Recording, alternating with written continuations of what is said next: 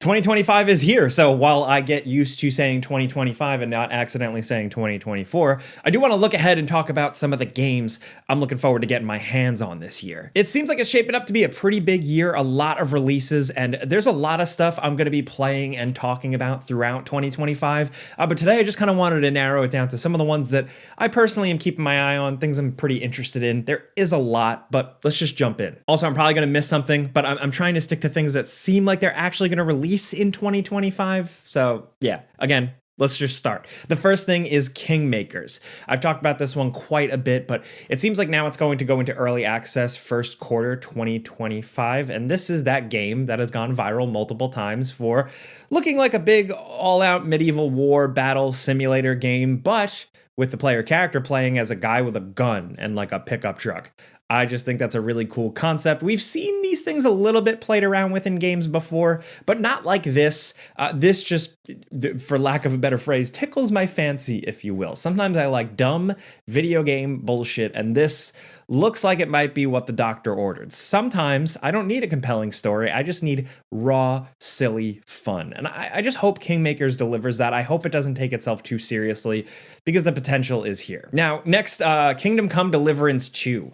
This is dropping pretty early in 2025, and I'm looking forward to this because it just looks awesome. I got my hands on a preview version of it months back, and it seems like it's shaping up to be pretty damn cool. Now, the original Kingdom Come Deliverance, I was a little middling on. I ended up falling off of it, but I liked a lot of the ideas and stuff. So I'm really looking at this one as a newer jumping on point for me to just go all in and just really get a chance to appreciate what they craft. Because the developers here, Warhorse Studios, they do really feel very passionately about, developing this history, this realism, the way they portray it. And yeah, I'm just excited to see where they take the story, Henry's character in particular. From what I got to see at Summer Game Fest, like an emphasis on choice and decision making, very RPG style stuff I'm into. So yeah. Now, next up, I'm putting it on this list because 2025, it's got to be the year, right? Or it's like, we got to really see something.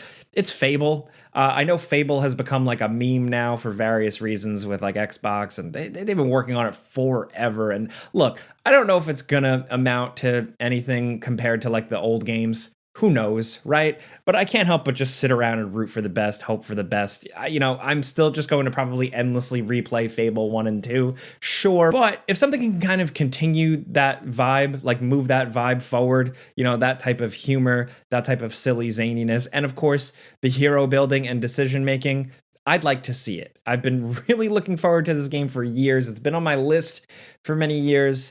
And, again, we'll have to just wait and see how it goes. But yeah, I'm hoping this year we actually finally see freaking something. Next up is Judas, which might be releasing this year. This is Ken Levine's new game. Ken Levine, of course, the creator of BioShock, has moved on to this somewhat smaller team passion project. I'm actually, not to like brag, but I am, as of this point, one of the few people in the world who've been able to see this game, play this game, get my hands on it, and talk to Ken.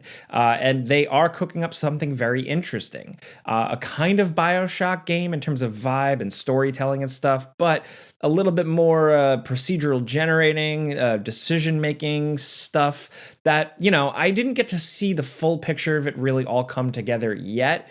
But that guy, Ken Levine, is kind of like a weird mad scientist for video games, and I just appreciate that, and I hope this can work out well, because just some of the presentation, some of the characters, some of the sci-fi feel and sci-fi storytelling here, I think is really, really interesting. Now, speaking of sci-fi storytelling, Split Fiction, this was recently revealed, right, at the Game Awards. I've already talked about this quite a bit, but it's the next game from Hazelight, the people behind It Takes Two, Brothers: A Tale of Two Sons, A Way Out, all games that I really loved. Like, I liked more than I expected. I'm not the biggest like co-op gamer guy, but these are incredible, how they do scenarios, how they think about keeping the player engaged, how they shake up scenarios, how they do variety. I am really into this. I hope this one is as good as their previous games. When I first saw the trailer and I saw like the more realistic looking characters, the two leads, I was like, oh, okay, we'll see how this goes. But the more the trailer opened up and showed crazy gameplay scenarios and wild shit, it just looked like a fun ride, and I really hope they deliver. Thankfully, as of right now, we don't have to wait too long because that's coming in March. And another one that we don't have to wait too long for is Civ VII. This is releasing February 11th, 2025 as of right now. And I've said this before. Some people, like, they don't believe me when I say this, but I really love Civ. I play the shit out of those games. They're kind of like my just one more turn types of games. Been obsessed with them. I think I had experienced the older ones as a kid, but I really got obsessed with like 4, 5, 6, really five. But when they approach new Civ games, and this one in particular, like they try and shake it up. They don't try and just do more of the same with like different factions and stuff. Here, the way the ages work and the way there's a lot of how it goes down that they're shaking up the formula, and I think it's interesting. I look at it and I go, I don't know if that works for me as a player. So really, I'm looking at Civ 7 as like, is it going to be awesome? Am I going to jive with it? Or am I going to continue to just play 5 and 6 forever? Either way, I want that answered for me, and it will be when this game comes out. Now, another recent one shown off at the Game Awards, Mafia The Old Country. I think this has a lot of potential. Number one, I like the Mafia games a lot. Like, I just really like how they tell stories, how they build the worlds, right? And I like that they're changing things up, because Mafia 3, for all its flaws, shook things up in terms of setting, character, presentation, and they're doing it again here with The Old Country. I don't think we've really seen a video game in this type of time period, setting, location. There's a lot that could be done there. The trailer I thought was actually a little eerie, a little spooky with how it showed the power dynamic of this old like 1900s Italian mafia, like in Italy. And if they can really nail like, some of the way those shootouts looked, I really wish they showed gameplay, but if they can nail how some of those shootouts works, how some of those like action scene chases work, it could be an incredibly unique game. So I'm rooting for it. Now, also Crimson Desert is slated for releasing at some point in 2025. This is from the people behind Black Desert Online. And this looks ambitious. This looks like everything at the, like throwing the entire kitchen sink, or what's the phrase? Everything but the kitchen sink? Why did I say that? I don't know, whatever. It's a kitchen sink game. There's a shit ton of different things you're doing. Open world, superpowers, Breath of the Wild style exploration, Witcher style quests, all different weapons, cool combat, massive cities. It just seems like there's so much to it. It's staggering. And I actually thought initially this wasn't going to release in 2025, so we'll see if it does, but it looks cool. I just hope that the story and the characters and presentation is worthwhile, because I love a big open world game with a ton of cool gameplay concepts, but I gotta like care about what I'm doing, I gotta like the lore, the story, the characters, so we'll see. Also, Ghost of Yotei is slated kind of for 2025, no release date or anything like that, but they have been working on this for a while, and this one's really simple for me. I really like Ghost of Tsushima. I enjoyed the hell out of that. I really by the time I had 100% top to bottom that game, I was absolutely in love. So, more of that, I'm in. On the one hand, I wanted to see where Jin Sakai's adventures could go, considering how he was by the end of the game, but whatever, new character, new setting, as long as it still has that stealth, that combat, and also those visuals and the art design, yeah. Also, February 14th, Valentine's Day, is the Tomb Raider Remastered Collection, the second part of the Tomb Raider collection, so it's Tomb Raider 4 through 6, technically, and I'm just excited to replay Angel of Darkness.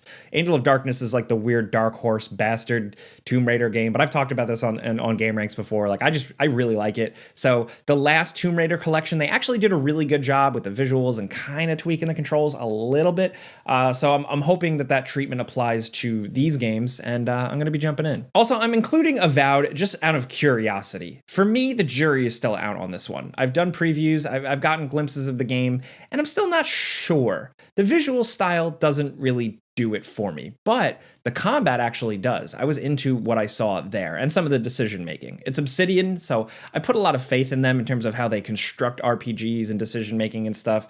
So yeah, I just really want to see if they nail this one, because when I look at it, from the outside looking in, I'm still not sure, but it's releasing in February. Also, The Alters. This just looks like a cool idea for a game. A guy stuck on a planet in his little station thing, essentially cloning himself, or there are clones of this character where it's like they're different versions of this character, alternate lives lived. And I'm kind of butchering the explanation of this game, but look into it. It just seems really creative. The voice actor Alex Jordan is cool, and I think the fact that he's going to be doing a bunch of different characters who are the same character but live different lives, different settings, different things happening to them, I think that's really cool. The gameplay concept, the story concept, everything, I'm in, and I think this might be a sleeper surprise. Also, this game Baby Steps, I'm thinking this might come 2025. This was announced a long time ago. It looks dumb and silly and kind of like those weird, silly games you'd play on Steam on PC, like Getting Over It with Benefati. I think this has potential for that type of thing. Again, just creative, weird, and something different. That's still kind of what I look for sometimes. So yeah, hopefully we see that this year. But in terms of the opposite, just more sequels and stuff, another Doom game. But this one is different. Doom the Dark Ages, as of right now, is slated for 2025. The trailer we saw looked like it was pretty far along. I just really like the idea of going in on like the metal, brutal badassery, like just going really all in on that. The weapons used on display here, the same type of aggression from these modern games. I hope maybe like they scale back some of the complexity from Doom Eternal in terms of the amount of things you have to micromanage as you're running and gunning. There was a lot, juggling this, juggling ammo, juggling health, armor, like stuff like that. Now that it's like a different period, I don't know. I think there's a way to just make it still fun, brutal, fast. Also, story-wise, lore-wise, like it's cool. I want to see this like Legend of the Doomslayer type thing they're going for. Also, don't miss Atomfall. This is from Rebellion, the people behind like the Sniper Elite games and stuff like that. This is releasing March 27th, and it's kind of been billed as like an English countryside Stalker, but from what I've seen, it kind of reminds me more of like I don't know, Atomic Heart mixed with like a BioShock. It looks weird. I don't really know what to make of it, but it's another one where I saw the trailer and I was like, oh, that looks different. And that's really what I'm cooking on for 2025. That's the shit I'm looking for. Also, Death Stranding 2. Death Stranding 2 might be 2025. God knows, but it seems like it is. Either way, I don't need to really say much about being like a Hideo Kojima fanboy. I really liked the original Death Stranding, but I'm curious to see if now maybe he got a little bit more of a wrangle on the story, or at least how the story is told, because I thought a lot of the story in Death Stranding 1 was very backloaded. So I hope they can really nail that storytelling stuff here. Either way, I love the gameplay concepts from Death Stranding, so I'm excited to see how they're expanded upon here, because we still don't really know too much of that. We know characters, we know things showing up, craziness, the setting, but I'm really curious to see how this one actually plays and what the evolution is there, because there's got to be something. Next up, maybe this year, Skate. Skate has been rolled out more and more with some like alpha access, stuff like that. They've been showing some prototype footage for years now. I'm hoping 2025 is the year where like Skate really ramps up. Sorry. But yeah, in all honesty, I'm curious to see how they do this, because it seems like EA might really try to make this like an endlessly playable live service Skate type thing. And with a game like this, I am open to it as long as it doesn't suck. I know that's like not a very... It's not a very insightful, you know what I mean? Like there is a world where like I could endlessly play a Tony Hawk's Pro Skater game that continues to provide me cool stuff to skate through. But it just has to, feel balanced, feel right, and not feel like it's trying to drag every last penny out of my wallet. I'm curious. It seems like they've been giving the time and the resources for a smaller team to really just slowly work on this and refine it. So again, like I said, I hope 2025 is the year where we really know what's up and we all can get our hands on it. Lastly is one, I think it's probably going to release sooner in 2025 rather than later. It doesn't have a release date as of right now, but Metal Gear Solid 3 Delta. Again, going back to me being a Metal Gear Solid Hideo Kojima fanboy, I'm looking at my display case here of all my Metal Gear memorabilia. I have been very critical of touching Metal Gear Solid, remaking Metal Gear Solid, but what I have seen so far of Metal Gear Solid 3 Delta, I'm like, okay, it looks like it's doing pretty good. They're not fucking anything up. They did good with Konami did good with the Silent Hill 2 remake. So I love Metal Gear so much. I'm going to have things to nitpick regardless, but this can be a good entry point for new people to experience the series, the franchise, the thing I love so much. Part of the reason why I'm here talking about games. So, if this can serve as a gateway drug to more people getting into Metal Gear, if I can sit back and watch some people fall in love with Metal Gear for the first time, I think they should play Metal Gear Solid 1 first, but that's besides the point. Anyway, so be it. So I'm looking forward to seeing how this one goes. They've been saying the right things. They've been showing the right things. So fingers crossed. Then, of course, there is all the games we don't know when they're releasing. Some more things could, of course, drop in 2025 that I am interested in, but I just don't know. But also, I always like to acknowledge there's always that mystery thing. Every year, there's a game that comes out of nowhere and completely surprises people and goes viral and gets people hooked.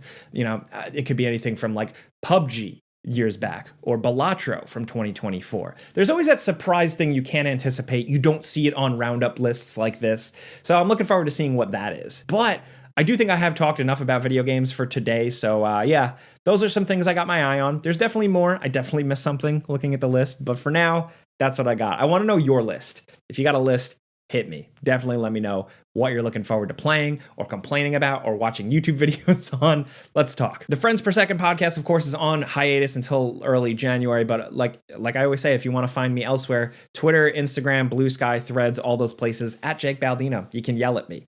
But thank you guys for watching. I'm Jake Baldino. Subscribe because video games, pizza's on me.